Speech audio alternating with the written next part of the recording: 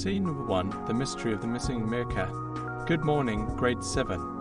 Today, we're embarking on a thrilling scientific expedition right here in our classroom. Our mission? To solve the mystery of the missing meerkat. Smiling, I know, it sounds fantastical. But this isn't just any meerkat.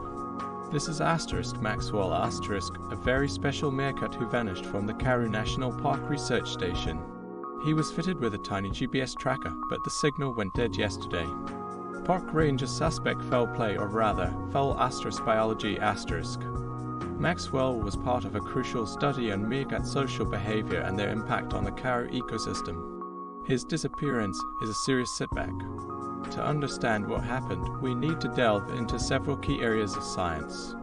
First, what are the living and non-living factors in Maxwell's environment that could have affected him? Mess, Namusa, could predators have gotten him, like a jackal or a leopard?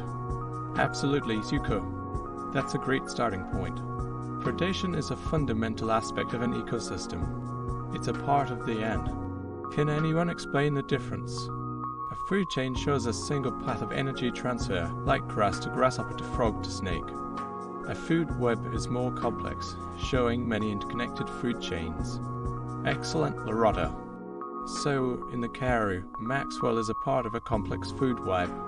Think about what eats meerkats, but also what meerkats eat. This leads us to meerkats, like all living things, need certain things to survive.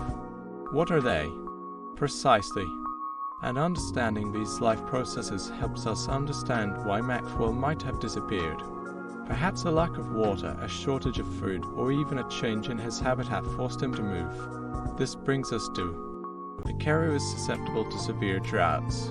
Changes in rainfall patterns, temperature, and even soil erosion can dramatically affect meerkat populations. What type of environmental change might have led to Maxwell's disappearance? Both are excellent possibilities. We also need to consider, remember, the Karoo is a diverse environment. Different types of soil, rocks, and minerals exist there. Could any of these have played a role? Perhaps a collapse of a burrow due to soil erosion?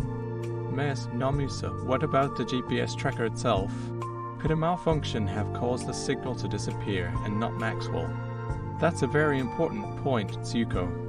That touches on. The GPS tracker relies on batteries and electrical signals. Could the tracker have malfunctioned due to extreme temperatures or damage? We must consider all possibilities, even those that seem less likely. So, to solve the mystery of Maxwell, we'll need to use our knowledge of ecology, life processes, environmental change, matter and materials, and energy and electricity.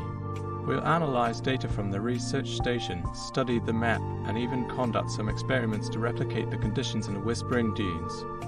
Over the next few days, we'll become scientific detectives, just like real-life park rangers. Are you ready to start our investigation? Scene 2, The Mystery of the Missing Mangosteen. Suri, eyes wide with wonder. Wow, Thubbo. Look at all these amazing fruits. I've never seen so many different kinds before. Remember that mangosteen MS Namusa promised us for our science project? Thubbo, scanning the stalls, I thought so too. But I don't see any mangosteens. Maybe we should ask someone. This market's huge. Siri, excuse me, Gogo Namusa. We're looking for mangosteens. Mes Namusa, our science teacher, said you might have some. Gogo Namusa chuckles RMS Namusa. She's a good woman. Yes, I did asterisk have mangosteens, but they've disappeared. Thubbo, disappeared? How can mangosteens disappear? Did someone steal them? Gogo Namusa, that's what I thought at first. But it's more mysterious than that. This morning, my stall was bursting with them, plump and juicy. But now poof. Gone. Not a single one left. There are no signs of forced entry, no broken crates. It's like magic. Suri, eyes gleaming with excitement. Magic. Or science? Thubbo, thinking aloud, could some kind of animal have taken them? Maybe a monkey or a baboon? They are known for raiding fruit stalls.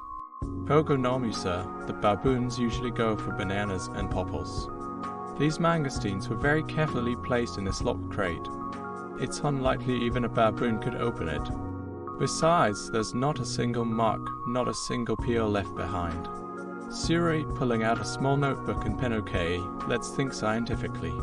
We need to gather evidence. First, let's examine the crate. She meticulously examines the wooden crate, looking for any clues. Thabo, observing the surroundings, let's check for footprints or any signs of disturbance in the soil near the crate.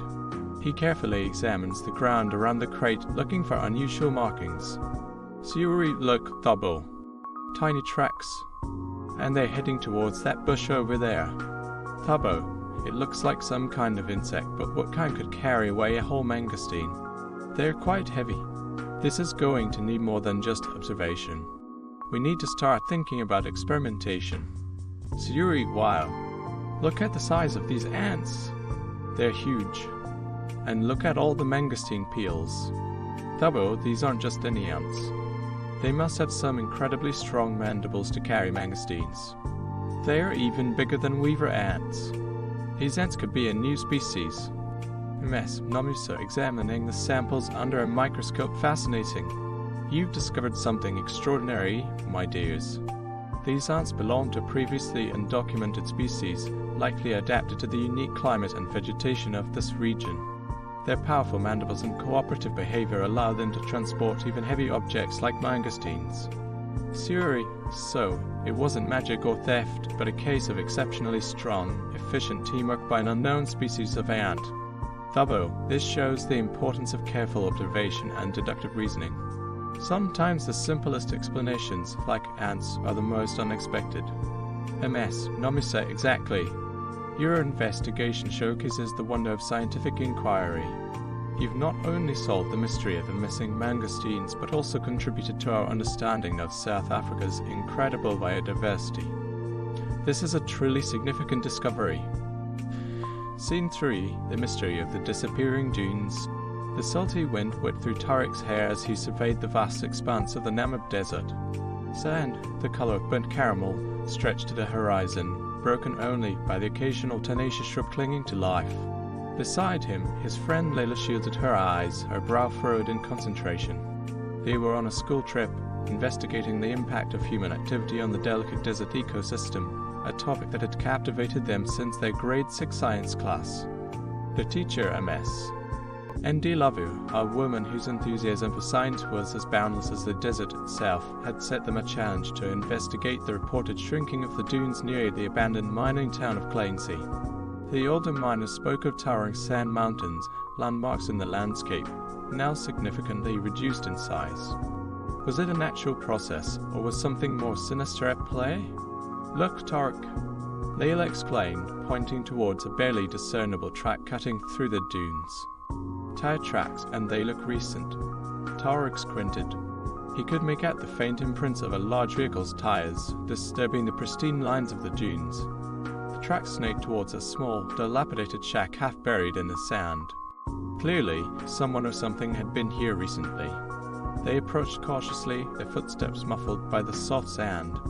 The shack was a ramshackle affair, its wooden frame bleached bone white by the sun. A rusty sign, barely legible, hung crookedly from a post, Klainsea sand and gravel. This wasn't just some casual visitor. This was commercial activity. Inside, the air hung heavy with the smell of dust and decay. A scattering of tools lay on the sand floor, shovels, pickaxes, and a strange mechanical device resembling a large industrial vacuum cleaner. Layla picked up a worn notebook, its pages filled with messy scrawls and calculations. "This is it," she whispered, running her finger over a faded diagram showing a cross-section of a dune. "They're not just taking sand, Tariq, they're calculating the precise amount, looking for specific layers." Tariq examined the calculations. They seemed to focus on the mineral content of the sand, specifically the presence of rare earth elements used in technology like smartphones and electric car batteries. The implications hit him like a desert windstorm. The shrinking dunes weren't just a natural phenomenon, they were a result of industrial-scale sand mining. "This is far beyond anything we learned in class," Tariq said, his voice filled with a mixture of awe and alarm. "The depletion of natural resources like this, it has huge consequences for the ecosystem." Layla nodded, her eyes wide. Remember what MSND Lover taught us about the importance of sand in the desert ecosystem. It's not just a pretty landscape, it's a habitat for plants and animals. It influences wind patterns. It plays a crucial role in the water cycle, taking it away like the she trailed off, horrified. They spent the next hour carefully documenting their findings, photographing the tracks, the machinery, and the notebook's entries. They understood the interconnectedness of the environment, a concept vividly illustrated by the situation before them. The disruption of the sand dunes had a ripple effect. The shrinking dunes would impact the local plant life, affecting the animals that depended on them for food and shelter. Furthermore, the altered wind patterns could lead to desertification, the expansion of the desert at the expense of habitable land. This was a clear example of how human actions could have far-reaching consequences, affecting the delicate balance of even a seemingly barren landscape. As the sun began to set, casting long shadows across the dunes, they found a small, almost invisible path leading away from the shack. Following it, they came upon a larger vehicle, partially concealed behind a dune. It was a heavy-duty truck loaded with sacks of sand. They could hear voices in the distance. It was time to leave. They wouldn't confront the miners directly, that would be too dangerous. But they had gathered enough evidence to inform MSND Lover and potentially the authorities. They walked back towards their camp, the vast desert stretching around them like a silent, watchful witness. The beauty of the landscape was undeniable, but so was the stark reality of its vulnerability. Their investigation had gone far beyond a simple school project. It had become a mission to protect a fragile ecosystem threatened by human greed and ignorance. This experience had deepened their understanding of the delicate balance of nature, the importance of sustainable practices, and the critical role of science in safeguarding the environment. The mystery of the disappearing dunes had revealed a far larger, more serious problem, one they were now determined to help solve. Their journey had just begun. Scene 4, the mysterious case of the missing maize, a South African science adventure. Welcome back, junior scientists. Last time, our intrepid teen Tando, the resourceful botanist, Lebo, the tech-savvy engineer, and Zin, the observant zoologist, uncovered a strange fungus affecting the local baobab trees. But their adventure doesn't end there. A far greater mystery awaits them in the heart of KwaZulu-Natal, the disappearing maize. Sweeping her hand across the barren field, this is unbelievable. Mr. Emembu, the farmer, said this field was bursting with maize just a week ago. Now nothing but dust and a few sad stalks. Holding up a tablet displaying satellite imagery, the satellite images confirm it. A significant decrease in biomass within the last 7 days. It's not just wilting, it's vanished. Examining the soil carefully, look at this soil. It's unusually dry and compacted. There are almost no earthworms or insect activity. This isn't a typical drought. Something more sinister is at play. These tracks, they are too small for rodents. They're almost subterranean. Picking up a withered maize stalk, notice how cleanly the stalks have been severed. No sign of disease or animal gnawing. It's almost as if they were harvested, but with surgical precision. Typing on her tablet in cross-referencing this with known pests and diseases in the region. Nothing matches this precise removal of the plants. This is beyond ordinary agriculture. These samples you collected are fascinating. The soil analysis shows abnormally high levels of nitrogen-fixing bacteria, but the maize itself, its cellular structure, is completely intact. It's almost like the plants were dematerialized. Dematerialized? That sounds like science fiction. Smiling slightly indeed. However, the high nitrogen levels point to a possible biological explanation.